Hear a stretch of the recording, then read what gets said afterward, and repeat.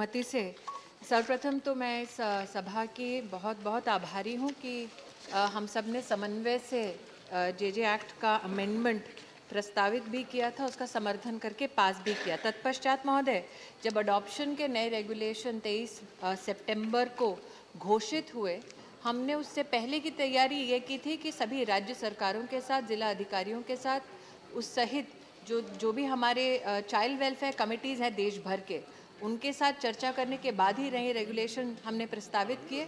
साथ ही साथ महोदय, प्रस्तावना के बाद जब नए रेगुलेशंस घोषित हुए, तत्पश्चात भी सभी जिला अधिकारी, सभी चाइल्ड वेलफेयर कमेटी, सभी प्रोस्पेक्टिव पेरेंट्स, लगभग 1800 स्टेक होल्डर्स के साथ उसके बाद भी हमारा समन्वय रहा। इसके परिणाम स्वरूप महोदय, जब नए रेगुलेशंस प्रस्तावित हुए, नोटिफाई हुए, तब लगभग 900 केसेस देश भर की कोर्ट्स में पेंडिंग थे। हमने राज्य सरकारों से ये निवेदन किया है कि आप अपने जितने भी केसेस हैं उसको विड्रॉ करें, और उसके सर एक परिणाम स्वरूप 23 सितंबर से लेके दिसंबर के पहले माह में लगभग 580 से ज़्यादा बच्चे अडॉप्ट हो चुके हैं। और आज सभी जिला अधिकारी जो कारा का नेशनल पोर्टल है उसमें संबद्ध हैं, टेक्नोलॉजी का सहारा लेके ही अडॉप्शन के सारे प्रोसीजर्स अब वो कर रहे हैं।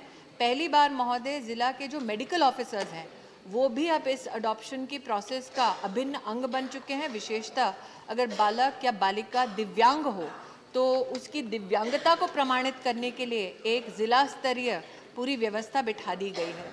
साथ ही महोदय, हमारी माननीय सदस्य ने विशेष चाइल्ड हमारे जो इंस्टीट्यूट्स हैं CCIs के बारे में विशेष पूछा, उसमें भी यही प्रक्रिया महोदय जारी है। धन्यवाद। श्रीमती रंजीत रंजन। तो सभापति जी, मैं आपके माध्यम से मंत्री साहबा से पूछना चाहती हूँ, ये बच्चों का मामला है और कई बार बहुत सारे बालिका गृह, बाल गृह, अनाथालयों की कंप्लेंट्स मिलती रही है। मैं आपसे पूछना चाहती हूँ कि क्या जैसे कि जिला पदाधिकारी द्वारा, उनके पदाधिकारियों के द्वारा अनाथालयों की मॉनिटरिंग की जाती है और कई NGOs के द्वारा भी मॉनिटरिंग कराई जाती है। बहुत सारे अनाथालयों का ये शिकायतें मिली हैं कि वहाँ पे एब्यूजिंग होती है, सेक्स एब्यूजिंग होती है, उनको लेबर चाइल्ड के लिए यूज़ किया जाता है, बहुत तरह के हिंसक वारदातें होती है। वैसे जो पेरेंट्स गोद लेना चाहते हैं, हम उनकी 4-5 साल तक निगरानी करते हैं, पर निगरानी में बहुत सारी खामियां हैं, क्योंकि जिला पदाधिकारी के प्लीज ये बहुत संवेदनशील मामला है। जिला पदाधिकारी के थ्रू ही मॉनिटरिंग होती है और NGOs के थ्रू। मैं आपसे एक सवाल कर रही हूं कि कितने ऐसे केसेस आपके पास, मंत्रालय के पास आए हैं जिसमें ये कंप्लेन आई है कि जो NGOs के थ्रू आप मॉनिटरिंग करा रहे हैं, जो अनाथालय चल रहे हैं, वहां पे इस तरह की घटनाएं लगातार हो रही हैं? क्या परसेंटेज जो प्रशासन डायरेक्ट कर रहा है और जो NGOs के थ्रू है, कितनी आज तक कंप्लेन आई है? आज ही मैंने न्यूज़पेपर में पढ़ा कि एक भाई बहन, 2 साल का बच्चा और 4 साल की बच्ची, जो प्लीज सर, माता पिता ने उनको गोद लिया और 4 महीने के बाद वो वापस आ गए और उन पे पॉक्सो लगा है। तो ऐसे पेरेंट्स जो बच्चे ले जाते हैं कि बच्चे के रूप में, लेकिन उनका यूज होता है, वैसे लोगों पे प्लीज कितनी कार्रवाई मंत्रालय के तरफ से हुई है? ये बहुत संवेदनशील मामला है सर, इसलिए मैं चाहती हूँ कि मंत्री साहिबा भी महिला है, जवाब देंगे। धन्यवाद। माननीय महोदया ने एक बहुत ही गंभीर विषय हम सबके सम्मुख प्रस्तुत किया है। महोदय, आप और सभी यहाँ पर उपस्थित सर्विंग मेंबर्स ऑफ पार्लियामेंट जानते हैं कि लॉ एंड ऑर्डर स्टेट का विषय है। अब तक 200 केसेस ऐसे हुए हैं बच्चों के जहाँ पर डिसरप्शन हुआ है, मतलब जिन माता पिता ने उनको अडॉप्ट किया उन्होंने वापस स्टेट को लौटाया है, और ये सभी बच्चे अब CCIs में वर्तमान है। दोबारा पुनः इनके लीगली अडॉप्शन की प्रक्रिया शुरू होगी। महोदय, ये समझते हुए कि पहले सिस्टम में कई लोग बच्चे अडॉप्ट करके, ज़रूरी नहीं है कि पॉक्सो का केस हो, अपितु उनमें ये भावना जागृत नहीं हो पाई कि बच्चे की देखभाल करें, तो वो डिसरप्ट करके या डिसॉल्व करके उस अडॉप्शन प्रोसेस को निष्क्रिय कर देते थे, बच्चा वापस करते थे। वर्तमान का जो नया रेगुलेशन है महोदय, उसके अंतर्गत ऐसे पैप्स को दोबारा कोई भी बच्चा अडॉप्ट करने की अनुमति नहीं मिलेगी। ये हमने पहला एक रेगुलेशन स्थापित किया। दूसरा महोदय, NGO से अब एक ज़माना था जब लोग एनजीओ पे निर्भर करते थे प्रशासनिक कार्य करने के लिए। हमारा ये मानना है महोदय इस विभाग के माध्यम से कि दायित्व का निर्वहन जो प्रदेश सरकार और जिला अधिकारी का है उसका निर्वहन वही करें, वो किसी एनजीओ को एडमिनिस्ट्रेटिव कैपेसिटी में ना देखें। इसलिए महोदय नए रेगुलेशन के अंतर्गत हमने डीएम के साथ साथ वहाँ की पुलिस व्यवस्था को भी अब ताकीद किया है, चाइल्ड वेलफेयर कमेटी को भी कहा है कि पूरी की पूरी इंक्वायरी चाइल्ड वेलफेयर कमेटी करती है, डीएम के माध्यम से भी होती है, पुलिस व्यवस्था के माध्यम से भी होती है। और सीसीआईज में महोदय जितने भी सीसीआईज रजिस्टर्ड नहीं थे, हमने सतत वर्ष 2019 से लेकर अब तक सभी स्टेट गवर्नमेंट्स को कहा कि जो रजिस्टर नहीं हुए हैं उनको डी रजिस्टर कीजिए। 400 से ज़्यादा ऐसे सीसीआईज देश में बंद हुए हैं। और साथ ही महोदय अब जो नया रेगुलेशन आया है उसके अंतर्गत पहले ये माना जाता था कि अगर कोई एनजीओ प्रस्ताव दे कि मुझे सीसीआई खोलना है, वो डीम्ड अप्रूवल माना जाता था। महोदय मैं आपके माध्यम से सदन को अवगत कराना चाहती हूँ कि हमने टाइटन किया है रेगुलेशन को। अब जब तक जिला अधिकारी, पुलिस अधिकारी सारे एप्लीकेशन की तफ्तीश ना कर ले, उस जो बनाना चाहते हैं सीसीआई, उस संगठन के सभी संगठन के सदस्यों का अच्छी तरह से निरीक्षण ना हो, तब तक परमिशन सीसीआई खोलने की भी अब भारत सरकार नहीं देती। धन्यवाद। मौसम नूर जी। To you, I would like to ask the Honorable Minister, what is the average waiting period of adoption in the last 5 years? What are the steps being taken by the government to reduce the same? Thank you. I'd like to tell the honorable member that this house has been witness to many conversations, debate, deliberations and discussions wherein the average time taken to adopt a child through the court processes was so lengthy that a minimum of 2 years was needed by adoptive parents in terms of waiting. This is exactly, sir, the reason why we proposed the amendment. Many cases it took up to 3.5 years. And sir, as I have highlighted in my previous answer, on the 23rd of September this year, we notified the new regulations, sir. There were close to 900 cases pending in states, in our high courts. And after the states acted on the new resolution, sir, over 580 children have already been adopted. Including, sir, I would like to here highlight, there are children who are in the category of hard to place. They are older children who have never been adopted before.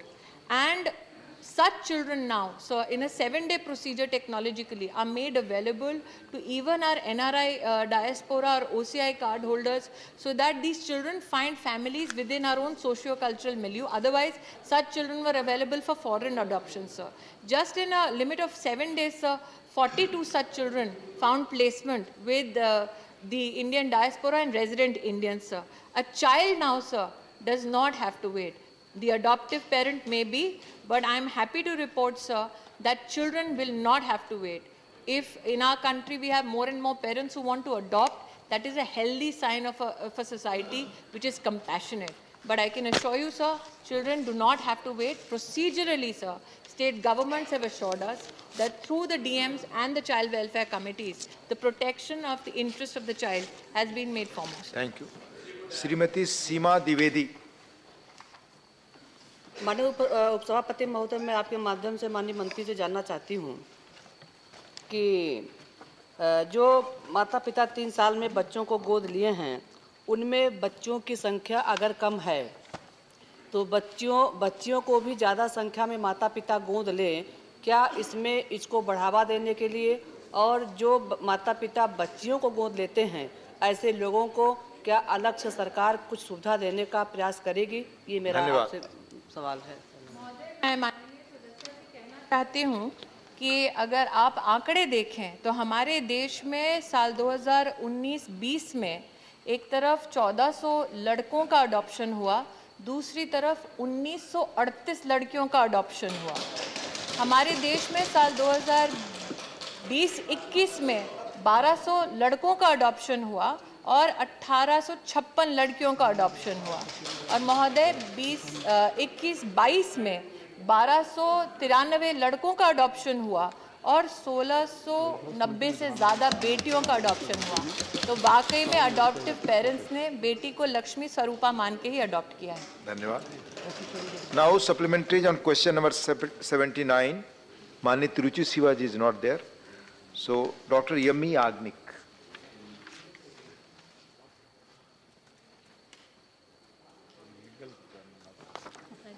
Supplementary on question number 79. Yes, sir. Thank you, sir. Sir, I have gone through the reply given by the Honorable Minister. If you, the Minister kindly refers to all the authorities that are involved, sir. Child Welfare Committee, the Central Adoption Resource Authority, then there's a Juvenile Justice Board and an Act, and the Juvenile Justice Homes, then the District Child Protection Unit, OCI, CMO, there are so many authorities on one side. There might have been adoptions of the girl child and the boy child, as you mentioned, but the number which you have given is much less. The number is, the data shows a lot of orphan children in orphanages. I just want to ask you, do you have any plan to make some kind of an arrangement for these children for counseling? They are in waiting, they are not commodities. मेरा turn कब आएगा, मुझे कौन ले जाएगा, मैं कहाँ जाऊंगी? This is an important issue rather than talking about all these other things. Have we thought about this future or the sensitiveness of the children's minds in this particular issue? Thank you. I would like to very humbly, through you, sir, object to the fact that there is a presumption by the honorable member that the numbers that have been professed in this house are a part of an administrative imagination. I, sir, recognize the authority and the dignity of the house, and so humbly through you submit, sir, all the numbers professed and including the numbers that have been given in written responses to this house are accurate in collaboration with constitutional and administrative authorities across the country. Hence, to subject these numbers that have been professed to some kind of an illegality, sir, is a great disrespect to this house and efforts of government at the center and in the state, sir. So, insofar as this, again, proclamation that why have I written in this written response, who are the various administrative branches of government, including district authorities, who are liable or authorized or responsible to act in the interest of the child, sir. This house demands that kind of a disclosure in an answer, and hence that disclosure was given so that members of parliament, when they deem fit, know in the administrative hierarchy in the country who could they approach, in fact, if a child is in need of help. Sir, again the presumption that nobody in this government must have thought about the mental health needs of children, especially in childcare institutions, or for that matter, children in waiting, is again an anomaly. Because I have in this very house, sir, communicated earlier in one of my earlier engagements that in collaboration with NIMHANS, under the aegis of Ministry of Health, especially during COVID, the Ministry of Women and Child Development for children, particularly also in distress, in need, and children in CCIs, have received adequate counseling support through NIMHANS Samvad project. So over 1 lakh caregivers also were a part of it. Through the new regulations, sir, not only is mental health support and counseling given to children, but also adoptive parents. And not only pre-adoption, sir, but also post-adoption. I wish these facts which are available in public domain were reflected on before such a charge was made. Thank you. Dola Senji.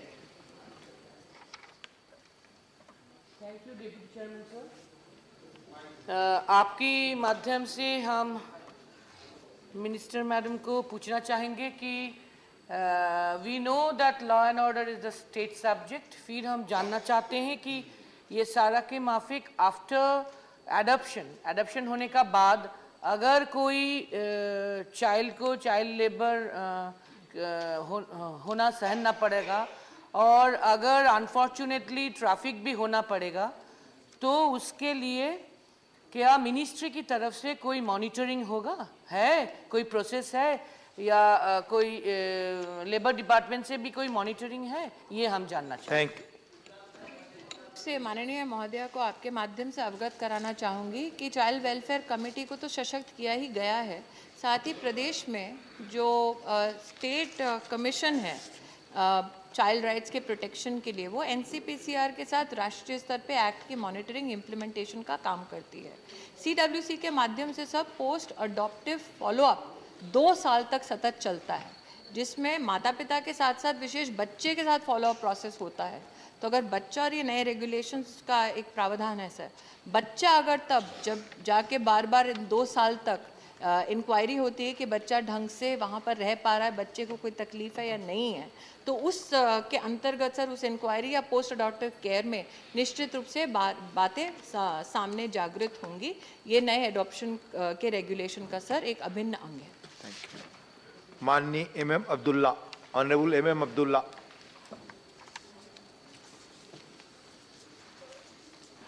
Honorable Deputy Chairman, sir, thanks for the opportunity given me to ask the supplementary question on question number 79.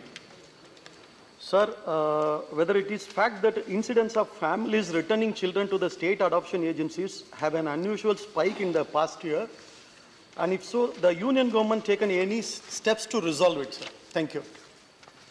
Sir, till now, no unusual spike has been reported to the ministry. However, sir, we are cognizant of the fact that this is an ongoing process where engagements with children and prospective parents and those parents who have already adopted children is something where we depend on CARA to report to us any anomaly, any disruption or dissolution. So from that perspective, sir, definitely the ministry tries to ensure that our engagement are productive, not only from the perspective of CARA, but also state adoption agencies, child welfare committees, NCPCR and SCPCR, sir. Predominantly, sir, we have requested NCPCR to ensure any disruption that they see from any inquiry that they have undertaken or undertaken through state agencies also be flagged to the ministry, sir. Thank you.